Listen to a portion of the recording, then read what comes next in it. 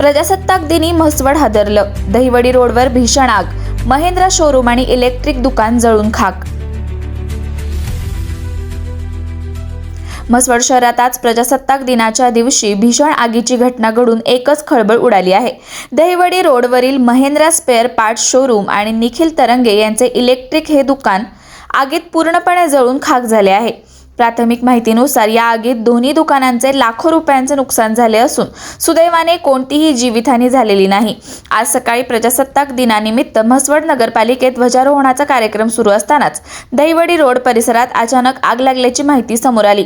दोन्ही दुकानांच्या मधील बोळात अज्ञात व्यक्तीने पेटवलेल्या कचऱ्यामुळे ही आग लागल्याचा प्राथमिक अंदाज व्यक्त केला जात आहे. कचऱ्याच्या आगीमुळे तेथील ऑइलच्या बॅरलला आग लागली आणि काही क्षणातच ही आग भीषण रूप धारण करत दोन्ही दुकानांमध्ये पसरली.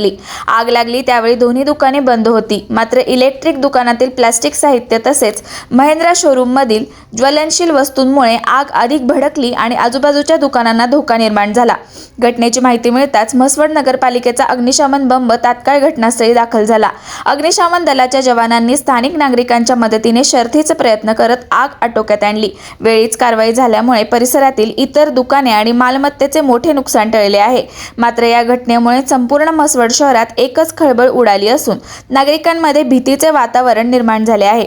घटनेच्या ठिकाणी मोठी गर्दी जमली होती. नगरपालिकेचे नगरसेवक, पोलीस प्रशासन आणि स्थानिक ग्रामस्थ तात्काळ घटनास्थळी दाखल झाले.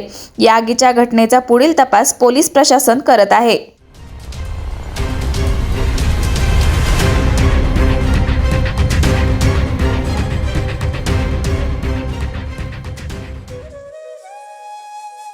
अशाच नवनवीन अपडेट्ससाठी आमच्या खबर गावाकडची या चॅनेलला सबस्क्राईब करा. आमचे व्हिडिओ लाईक करा आणि शेअर करा. धन्यवाद.